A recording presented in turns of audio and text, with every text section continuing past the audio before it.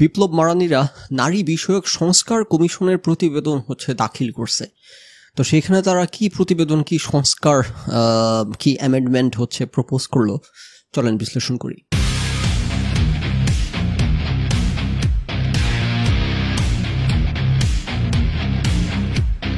আমরা যদি একটু টাইটেল পেজের নিচের দিকে দৃষ্টিপাত করি তাহলে আমরা সেখানে দেখতে পারবো বিপ্লব মারানিরা এটার মধ্যে জুলাই বিপ্লব ঢুকাই দিছে। ওই যে নিচে দেখেন শহীদ মিনারের সামনে ওই যে জুলাই অভ্যুত্থানের সময় যে মানুষজন জড়ো হয়েছিল সেই ওইটা ঢুকাই দিছে। তো এটা তো আপনাদেরকে অবাক করা উচিত না। আপনাদেরকে এই বিপ্লব মারানিদের আগে থেকেই বলে আসতেছি যে এই দেশের পরিবর্তনের সম্ভাবনা খুবই ক্ষীণ, এবং যদি এমন কিছু ঘটে আমি খুবই অবাক হব এবং বিস্মিত হব। নারী বিষয়ক সংস্কার কমিশনের প্রতিবেদনের ভিতরে কি করে, জুলাই আন্দোলন কি করে, এবং এই যে মুক্তিযুদ্ধের চেতনা এবং আপনার এই যে জামাত শিবির, সকল কিছুর মধ্যে জামাত শিবির ঢুকাইয়া দেয়া এবং মুক্তিযুদ্ধের চেতনা ঢুকাইয়া দেয়া, যেগুলো নিয়ে আমরা গত 15 বছর ধরে হাস্যরস করছি, এটা যে শুধু আওয়ামী লীগে করতো না। এই পান্ডামি যেটা সবাই সিদ্ধহস্ত এবং এরা সবাই যে একই ধরনের পান্ডা, সবখানের মধ্যে মুক্তিযুদ্ধের চেতনা ঢুকিয়ে দিতে হবে, সবকিছুর মধ্যে জুলাই বিপ্লব, পয়লা বৈশাখের মধ্যে জুলাই বিপ্লব, লাইলাতুল কদরের মধ্যে জুলাই বিপ্লব, ঈদে মিলাদুন্নবীর ভিতরে জুলাই বিপ্লব, নারী বিষয়ক সংস্কার কমিশনের প্রতিবেদনের ভিতরে জুলাই বিপ্লব। আচ্ছা, তারা করতে থাকে। এটা 3-2-11 আর কি বেসিক্যালি। আমি এখন যেটা আলোচনা করবো এটা 11 না, এটা সম্ভবত কত নাম্বার আছে, যা হোক ওখানে গেলে পেয়ে যাবেন। দেখেন এখানে আইন করা হচ্ছে নারীদের প্রোটেকশনের জন্য, নারীদের প্রোটেকশন দেওয়ার জন্য। তো আমরা, আপনারা যারা নিয়মিত রেডিও শহীদ ফখরুল দেখেন তারা জেনে থাকবেন যে এই দেশ বাংলাদেশে নারীদের প্রোটেকশনের দরকার নেই, বাংলাদেশে দরকার পুরুষের প্রোটেকশনের। এটা সারা পৃথিবীর জন্যই এখন সত্য, কিন্তু এটা ইভেন মোর সত্য, ইভেন মোর ট্রু সোনার বাংলার জন্য। বাংলাদেশে নারী নির্যাতন মামলা সবচাইতে পাওয়ারফুল, সবচাইতে এফেক্টিভ, সবচাইতে এফিশিয়েন্ট টুল বাংলাদেশে, যে কাউকে খেয়ে দেওয়ার জন্য। আপনার প্রতিবেশীর সাথে ঝামেলা চলতেছে, নারী পুরুষের কিছু নাই এখানে, কোনো নারী, কোনো লিঙ্গিক কোনো ব্যাপার নাই, লিঙ্গ ভিত্তিক কোনো ব্যাপারে কোনো আলাপই নাই। আপনার মনে করেন প্রতিবেশীর সাথে এত বড় দাড়ি, 5 ওয়াক্ত নামাজ পড়ার প্রতিবেশী, কিন্তু জমির আইলটি একটু ঠেলে দিছে আপনার এদিকে, অথবা মনে করেন আমাদের সাথে যা হয়েছে সেটা বলি, তারা তাদের বিল্ডিং করছে, বিল্ডিং এর নিচতলা করছে তাদের বাউন্ডারির মধ্যে, কিন্তু উপরতলার বারান্দাটা হইতেছে এমনভাবে প্রোট্রুট করছে সেটা আবার চলে আসছে আমাদের জমির উপর, রাইট? তো এরকম আর কি 5 ওয়াক্ত নামাজ পড়া বাটপার, বাঙালি টিপিক্যাল যেরকম বাটপার স্বভাবের হয়, তো সেই ধরনের এরকম বাটপারি করতেছে আপনার সাথে। আপনি প্রতিবাদ করলেন, সে এখন কি করবে? মহিলা থেকে ধরে নিয়ে আসবে, বাতাসের মধ্য থেকে কনজুর করবে একজন মহিলাকে, বাতাস থেকে জাদু 500 টাকা দিয়েছে আর কি, কান্না করে করে বলবে যে এই লোকের সাথে আমার সম্পর্ক ছিল, আমাকে বিয়ের প্রলোভন দেখিয়ে ধর্ষণ করছে, আমাকে ফুসলিয়ে হইতেছে ধর্ষণ, এই কিছু একটা বলে দিবে একটা কেস, তারপর আপনার নগদে হইতেছে আপনি জেলের মধ্যে ঢুকে যাবেন, এবং এগুলো চলে আসতেছে। সেগুলোকে আরো পাকাপোক্ত করছে এখনকার নতুন সংস্কার কমিশনের প্রতিবেদন, বদমাইশগুলো।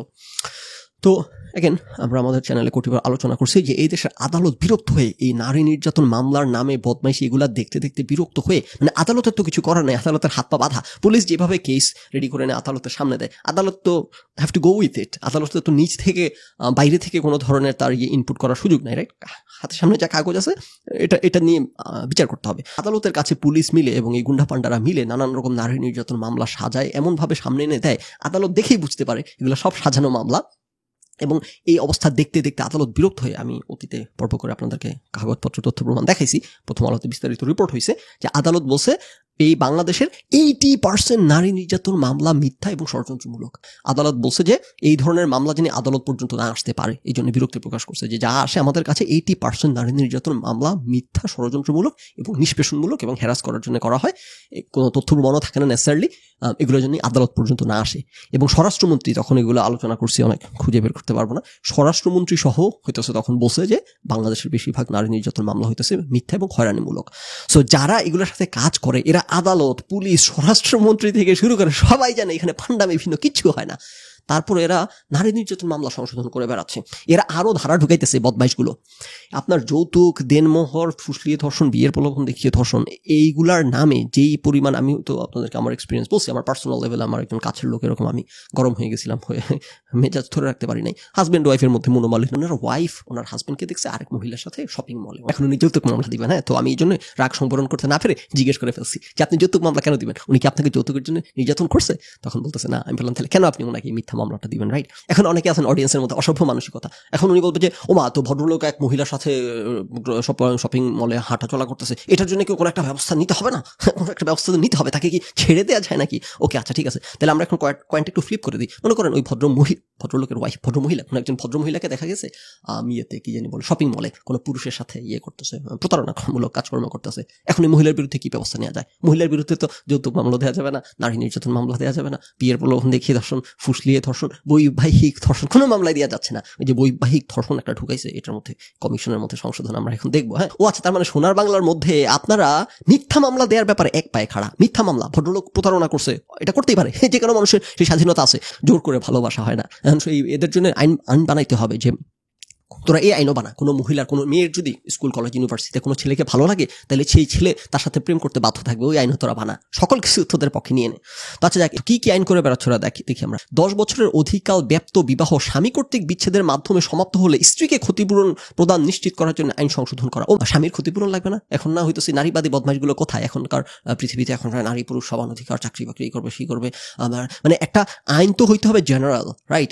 আইন তো এমন বলবে যে বাংলাদেশের বেশিরভাগ নারী হইতেছে, না, বাংলাদেশের বেশিরভাগ নারী সত্যি ঘরে নির্যাতিত, সত্যি, কিন্তু বাংলাদেশের বেশিরভাগ পুরুষ আদালতে নির্যাতিত, বাংলাদেশের বেশিরভাগ পুরুষ থানায় নির্যাতিত নারী দ্বারা, বাংলাদেশের বেশিরভাগ পুরুষ সিস্টেম দ্বারা নির্যাতিত। কারোর সাথে মনোমালিন্য, বনিবনা, হাজব্যান্ড ওয়াইফের মধ্যে না হইলেও নারী নির্যাতন মামলা, প্রতিবেশীর সাথে মনোমালিন্য হইলেও নারী নির্যাতন মামলা।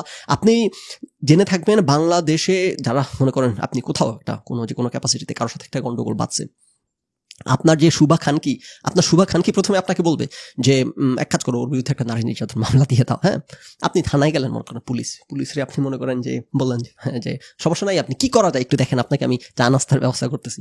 পুলিশ বলবে কি করা যায়, দুইটা ভালো রাস্তা আছে করার, একটা হচ্ছে নারী নির্যাতন মামলা, একটা হচ্ছে মাদক মামলা। এখন আপনি কোন রাস্তায় খেলতে চান? তখন আপনি আবার পুলিশকে বলবেন যে কোনটা খেলা ভালো হয়। তখন পুলিশ বলবে মাদক মামলাটা তো একটু ট্রিকি হয়ে যায়, মাদক খুঁজে বের করতে হবে, তারপর এগুলো দেখাইতে হবে, প্রমাণাদি কোর্টের। নারী নির্যাতন মামলাটা দিয়ে দেন, একবারে কিচ্ছু লাগে না, তথ্য প্রমাণ কিছু লাগে না, খালি মামলা দিবেন আর জেলের ভিতরে জামিন ছাড়া। এটা নিয়ে কিছুদিন আগে আমরা আলোচনা করছি, এখন নতুন নিয়ম করছে জামিন ছাড়া 3 মাস। আগে সম্ভবত ছিল 1 মাস বা 40 দিন, এখন বোধহয় করছে, প্রপোজ করছে না, নিয়ম চেঞ্জ করে ফেলছে, বদমাইশগুলোকে জানে 3 মাস, রাইট? সো যারা এই লাইনের খেলোয়াড়, আপনি আদালতে বলেন, পুলিশে বলেন, বা যে দালাল থাকে আদালতে, রাইট? আপনি আপনার মনে করেন কারোর সাথে একটু মনোমালিন্য, হ্যাঁ, আপনি তার স্ট্যাটাস ভালো লাগে না, ফেসবুকে স্ট্যাটাস পছন্দ হয় না, হ্যাঁ, আপনি খেলবেন এখন তাকে, সোনার বাংলায় খাবেন, অসভ্যতামি করবেন, আপনি পুলিশের কাছে যাবেন, পুলিশ বলবে একটা নারী নির্যাতন মামলা দেন, কোনো বাড়ায় বলতেছি না, এক্সাজারেট করতেছি না, এইটা লিটারেলি রিয়েলি বাংলাদেশে এই চলে। 24টা ঘন্টা বাংলাদেশের নারী নির্যাতন আইন মামলা এগুলো আছে, এগুলো করার জন্য, অন্য কোনো কিছু না। যে এই মহিলারা সত্যিকার অর্থে নির্যাতিত, তারা আদালতের ত্রিসীমানায় যাইতে পারে না, এবং পুলিশের কাছে গেলে পুলিশ তাদের মামলাও নেয় না। আদালতে যত মামলা দেখেন এগুলো সব বদমাইশি। মানে এটা আমার কথা না, স্বরাষ্ট্রমন্ত্রীর কথা এবং স্বয়ং আদালতের কথা। আচ্ছা, স্ত্রী সন্তানের ভরণ পোষণ, পারিবারিক আদালত আইন 2023 সংশোধন করে ভরণ পোষণ দেওয়ার ক্ষেত্রে সময়সীমা বেঁধে দেওয়া, যেমন 6 মাসের মধ্যে। এই যে এত নিয়ম করতেছে বদমাইশগুলো, চিন্তা করেন, এত নিয়ম করে ফাটাই ফেলতেছে, এই একটা নিয়মও কোনো নির্যাতিত মহিলার জন্য না, কোনো নির্যাতিত মহিলাকে হেল্প করবে না। এগুলো সব হইতেছে বদমাইশদের জন্য, পান্ডাদের জন্য, এবং এগুলো দিয়ে পান্ডামি চলবে। মানে পান্ডামির আরো হাতে তুলে দেওয়া হচ্ছে। মুদ্রাস্ফীতি মূল্যায়ন করে স্ত্রী ও সন্তানের ভরণ পোষণের জন্য অর্থ প্রদানের জন্য স্বয়ংক্রিয় বেতন কর্তনের নিয়ম প্রবর্তন করা, বা অর্থের পরিমাণ নির্ধারণ করার জন্য স্বয়ংক্রিয়ভাবে বেতন কেটে নিবে। আপনার দেনমোহরের টাকা দিতে হবে, 6 মাসের মধ্যে না কত মাসের মধ্যে দিতে হবে, 14 গোষ্ঠীর ভরণ পোষণ দিতে হবে, এখন স্বয়ংক্রিয়ভাবে বেতন। মানে আর পুরুষদের আর সোগা মারার কোনো রাস্তা বাকি নেই, তোরা সব দেশ ছাড়, তোরা যারা পুরুষ আসিস সবাই দেশ ছাড়। ওই যে বলতো না আমাদের হুজুররা সুর করে আমাদের লক্ষণের মধ্যে একটা লক্ষণ হচ্ছে যে পুরুষের পরিমাণ এত কমে যাবে যে মহিলারা সেক্স করার জন্য পুরুষ খুঁজে পাবে না। তখন হইতেছে একজন পুরুষের পেছনে 10 জন নারী তাড়া করবে একজন পুরুষকে, এবং সেই পুরুষ 10 জন নারীর সাথে তো সম্ভব না। হ্যাঁ, তো সেই পুরুষ হইতেছে কি করবে, সে পালায় গাছের উপর উঠে যাবে। ভদ্রলোক টয়লেট পাবে না, টয়লেট একসময় তো পাবেই। তারপর যখন পেচ্ছাপ করবে তখন ওই মহিলারা গাছের নিচ থেকে হা করে ওই পুরুষের পেচ্ছাপ খাবে। তাদের এত পরিমাণ তাদের গরম লাগতেছে আর কি, বোঝেন না, এই জন্য তারা পেচ্ছাপকে ঠান্ডা করবে আর কি, মন, দেহ এবং মন। তো এই হইতেছে বাংলাদেশের পুরুষদের অবস্থা আর কি। হ্যাঁ, কিয়ামত চলে আসছে, আপনারা সবাই পালান। তারপর দেখি আমরা দেনমোহর, এই আরেক দেনমোহর নিয়ে আরেক সোনার বাংলা জেনে থাকবেন। এবং এই দেনমোহরের বিরুদ্ধে আমি কিন্তু মাসালা ফতোয়া দিছি, নতুন করে আমাকে সে আলোচনায় নিবেন না, কিন্তু অতীতে আমি ফতোয়া দিছি। আমি মনে করি এখনকার যুগে দেনমোহর তারপর এগুলো থাকা উচিত না। এখন বলবেন ইসলামের বিয়ের শর্তই হচ্ছে দেনমোহর, না সেটা যেই শর্ত, যেই মানে বাস্তবতা, যেই প্রেক্ষাপটে যে নারীকে হইতেছে টেক কেয়ার করার জন্য ভরণ পোষণ, না এখন তো সেদিন নেই। এখন নারী হইতেছে মাস্তান, প্রচন্ড মাস্তান, সে নিজে ইয়ে করবে, কামাই করবে, সে সংসারে কন্ট্রিবিউট করবে না, সে স্বাধীন চেতা, তাকে কিছু বলা যাবে না, সে খালি মামলা সারাদিন মামলাবাজি করে বেড়াবে। তো সেই দিন তো নাই, নারী তার অবলা নাই। এখন আবার কিসের দেনমোহর বদমাইশদের জন্য? এখন বদমাইশরা দেনমোহর দিবে, নারীরা এখন পুরুষদেরকে দেনমোহর দিয়ে বিয়ে করতে হবে। কেন? কারণ এই যে আমরা দেখেন, এই যে এখন একটা তো বললো বেতন কর্তন করা, আরো নিয়ম আছে, দাঁড়ান যাবেন না, ওয়েট করেন, শেষ হয় নাই খেলা। আপনার কি জানি সম্পত্তি থেকেও কেটে নিয়ে যাবে, দাঁড়ান সেটাতে যাওয়ার আগে, ওটা লাস্টে যাবো। হ্যাঁ, বিবাহ বিচ্ছেদের 3 বছরের মধ্যে মামলা দায়ের করতে পারবে এমন বিধান অন্তর্ভুক্ত করা। চিন্তা করেন, করেন 3 বছরের মধ্যে মামলা করতে পারবে, মানে যেইখানে এই দেশের মানুষজন হচ্ছে অসভ্য, সততার এস এদের জীবনে নাই। এদের জীবনে 5 ওয়াক্ত নামাজ পড়বে ভদ্রমহিলা, 5 ওয়াক্ত নামাজ পড়বে, এদিকে এত দাগ ফেলে দিবে নামাজ পড়ে, এমন ভাবে ঘুমটা দিবে, চুল একটাও দেখা যাবে না। কেন? একটা চুল দেখা গেলে সেই চুল সাপ হয়ে কবরে ধ্বংসন করবে। হ্যাঁ, মাসলা ওকে। এইরকম ভদ্র মহিলা আস্তে করে মিথ্যা নারী মামলাটা দিয়ে দিবে, ওনার বিবেক একটু দংশন করবে না, ওনার হুজুরও এলাকা ওনাকে বলবে না যেটা একটা অন্যায় কাজ, হুজুরও বলবে যে না ঠিক আছে তুমি, হুজুর ধারা বের করে দিবে। পারিবারিক সহিংসতার সংজ্ঞা পরিবর্তন এবং পারিবারিক সহিংসতা বিষয়ক মামলা পারিবারিক আদালতের এখতিয়ারভুক্ত করতে আইন সংশোধন করে। আসলে আরো সংখ্যা, তোদের বিয়ের প্রলোভন দেখিয়ে ধর্ষণ ফুসলিয়ে ধর্ষণ করে তোদের মন ভরে নাই, আরো সংখ্যা পরিবর্তন চেঞ্জ করবি পারিবারিক সহিংসতার। ওরে খোদা রে খোদা, হার কি চাস তোরা। বারবার পারিবারিক সহিংসতা করা অপরাধীদের জন্য বাধ্যতামূলক গ্রেপ্তারের নীতি চালু করা। এবার বুঝেন আপনি খালি ইমাজিন করেন বাধ্যতামূলক গ্রেপ্তারের নীতি। কথা হচ্ছে যারা বারবার পারিবারিক সহিংসতা করবে তাদেরকে কি গ্রেফতার করা হবে না? তাদেরকে করা হবে না। আপনার এলাকার আওয়ামী লীগের পান্ডা বা বিএনপির পান্ডা বারবার সহিংসতা করতেছে, গ্রেফতার হবে? হবে না। কে গ্রেফতার হবে? আপনি গ্রেফতার হবেন। আপনি ভদ্রলোকটা, আপনি ভেজা মাছটা, আপনাকে ধরে নিয়ে ভরে রাখবে। পারিবারিক সহিংসতার সংজ্ঞা আরো সম্প্রসারিত করবি তোরা ফুসলিয়ে ধর্ষণ, বিয়ের প্রলোভন দেখিয়ে ধর্ষণ, উত্তেজিত করে না খেলা, এত কিছু করে তোদের মন ভরে নাই, আরো পারিবারিক সহিংসতার সংজ্ঞা সম্প্রসারিত করতে যাচ্ছিস তোরা। ওকে দেখি কি করতে চায়। ডিজিটাল প্ল্যাটফর্মে নির্যাতনকে স্পষ্টভাবে অন্তর্ভুক্ত করা। চিন্তা করেন ডিজিটাল প্ল্যাটফর্মে আবার কেমনে নির্যাতন করে। ডিজিটাল প্ল্যাটফর্মে কি গায়ে হাত তোলা যায় নাকি? মাঝখানে বিপ্লব মারানিগুলো শুরু করছিল যে ডিজিটাল প্ল্যাটফর্মে কারো কমেন্টে, কারো কোনো কথায় কেউ মনক্ষুণ্ণ হইলে এবং কেউ ডিপ্রেসড হইলে তখন সেটা হইতেছে কি সাইবার বুলিং হিসেবে কাউন্ট হবে। পরে আমাদের গালাগালির চোটে আমাদের অনলাইনে তখন সেই আইন শেষ পর্যন্ত করে নাই। এখন এরা একই জিনিস, আগেরটা ছিল জেনারেল, এখন এটা বানাই দিছে নারী পুরুষ সংক্রান্ত। ডিজিটাল প্ল্যাটফর্মের নির্যাতনকে স্পষ্টভাবে পারিবারিক সহিংসতা। বাবারে বুঝেন, সহিংসতা কিন্তু ঘর থেকে বের হওয়া লাগবে না মারা খাওয়ার জন্য। এখন ঘরেও মারা খেতে হবে না, খালি কম্পিউটারের সামনে বসলে মারা খেয়ে যাবেন, স্ট্যাটাস দিলে মারা খেয়ে যাবেন। এখন কি পরিমাণ টুল যে হাতে তুলে দেওয়া হচ্ছে বুঝতেছেন? বিবাহ বিচ্ছেদের ক্ষেত্রে ন্যায় সঙ্গত নিষ্পত্তি নিশ্চিত করতে বৈবাহিক সম্পত্তির 50-50 ভাগাভাগি স্বয়ংক্রিয়ভাবে কার্যকর করা। স্বয়ংক্রিয়ভাবে, এখানে আবার ফুটনোট আছে 28 নাম্বার নোটটা, সেখানে আবার ওরা বলতেছে এটা টার্কি নিয়ম অনুযায়ী এটা আবার করছে। তো আমি আবার পড়ে দেখলাম যে এখানে টার্কি আবার কবে এই ফান্ডামি শুরু করলো।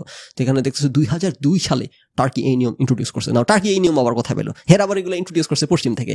আমেরিকাতে কমিউনিটি প্রপার্টি ডিস্ট্রিবিউট করা হাজব্যান্ড ওয়াইফের মধ্যে এগুলো 1800 মানে আর্লি 1800 শতাব্দীর দিকে ইন্ট্রোডিউস করা হয়েছে, 2000 বছর পর। এখন টার্কিতে আমি জানি না টার্কি বাংলাদেশের মতো অসভ্য দেশ কিনা, সেই দেশে আইন আদালতের এই অবস্থা কিনা যে আইন আদালত ব্যবহার করা হয় শুধুমাত্র হ্যারাস করার জন্য, ভদ্রলোকদেরকে, গুন্ডা পান্ডাদেরকে ধরার জন্য না, বা সত্যিকার অপরাধীর শাস্তি নিশ্চিত করার জন্য না, শুধুমাত্র ভদ্রলোকদেরকে হ্যারাস করার জন্য এবং গুন্ডামি পান্ডামি পরিমণিদের জন্য। তো টার্কির অবস্থা আমি ধরে নিতে পারি টার্কি একটা মুসলিম দেশ তো, এবং কম বেশি সুবিধার হওয়ার কথা না। সোনার বাংলার মতো না, সোনার বাংলা তো বিশ্ব অফার বিষয়। এগেন আমি জানি না তাদের দেশে কি হচ্ছে। অল আই নো ইজ সোনার বাঙালি টার্কি রেফারেন্স দিয়ে সোনার বাঙালি বাংলা হবে আফগান, আমরা আফগান, আমরা হব তালেবান, আমরা আমেরিকা হব হয়ে বসে আছে।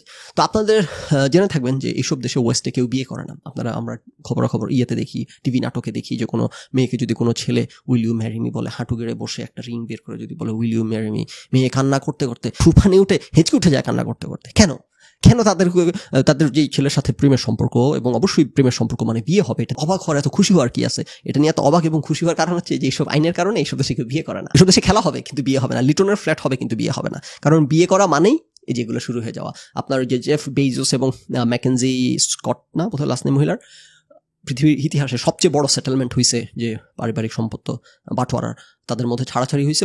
ওয়াশিংটন স্টেটের আইন অনুযায়ী তাদের সম্পত্তি বন্টন করে অ্যামাজনের হইতেছে জেফ বেজোসের যে পরিমাণ স্টক বা শেয়ার ছিল অ্যামাজনে, তার 25% ভদ্রমহিলা একা পাইছে পেয়ে।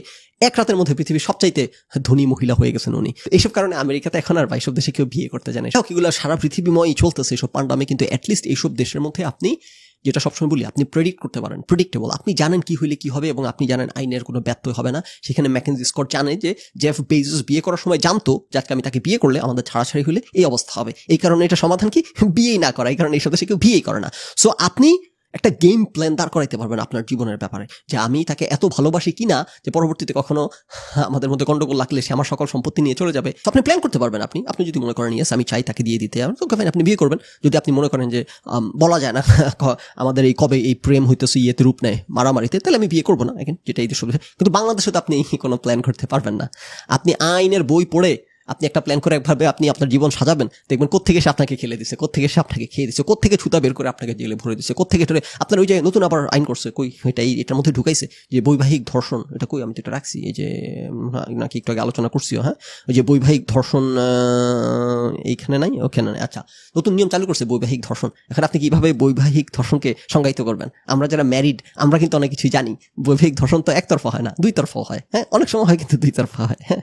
আচ্ছা, তো এগুলোকে আপনারা কিভাবে ডিফাইন করবেন, কিভাবে কোয়ান্টিফাই করবেন? এবং ধর্ষণ জিনিসটা আপনি বোঝার চেষ্টা করেন। ধর্ষণ জিনিসটা যখন একজন অপরিচিত লোক ধর্ষণ, পাশাপাশি একজন মানুষ হাজবেন্ড যার সাথে দিন রাত 24 ঘন্টা একসাথে থাকাথাকি করে, প্রতি রাতে বিছানা শেয়ার করে, একদিন ওনার ভাল লাগতেছে না দেখে হাজবেন্ড জোরাজুরি করছে, সেটাও ধর্ষণ, ওইটাও ধর্ষণ, এইটাও ধর্ষণ। এগুলো কিভাবে আপনারা কোয়ান্টিফাই করবেন, কিভাবে আপনারা অ্যাসেস করবেন, কিভাবে আপনারা ইভ্যালুয়েট করবেন? স্টিল সভ্য দেশ হলে তাও কিছুটা আশা ভরসা থাকে, যে কারণ এগেন আপনি মহিলা করতেই পারে বৈবাহিক ধর্ষণের মামলা, তারপর কোর্টে যাবে, তারপর তাকে প্রমাণ করতে হবে, খালি একটা ঠুকে দিলাম আর সাথে সাথে পুলিশ মিলে, চাঁদাবাজ মিলে, এলাকার আওয়ামী লীগ এবং যুবদল যুবলীগের পান্ডারা মিলে, সবাই মিলে আইন আদালত ঠেসে ধরে একদম ভরে দিচ্ছি জেলে, কোনো কথাবার্তা ছাড়া, এগুলো তো আর এইসব দেশে হবে না। এসব প্রচুর এইসব দেশে মিথ্যা মামলা হয় পুরুষকে হ্যারাস করার জন্য, এগুলো মামলা বেশি দূর যায় না, শেষ পর্যন্ত টিকেও না। হ্যাঁ, একটু হ্যারাস করতে পারে প্রাইমারিলি, কিন্তু শেষ পর্যন্ত এগেন যেটা বলি যে এইসব দেশে আপনি অ্যাটলিস্ট একটা ভরসার জায়গা আছে, যে শেষ পর্যন্ত আমার একটা ভরসার জায়গা আছে। আমার প্যাটার্নটা নিয়ে যখন ঝামেলা হয়েছে, এটা নিয়ে তো একদিন আলোচনা করবো বলতেছিলাম, তো আপনারা দেখছেন ফেসবুকে আমি যেভাবে ফাইট করছি এবং সবাই খুব অ্যাপ্রিশিয়েট করছে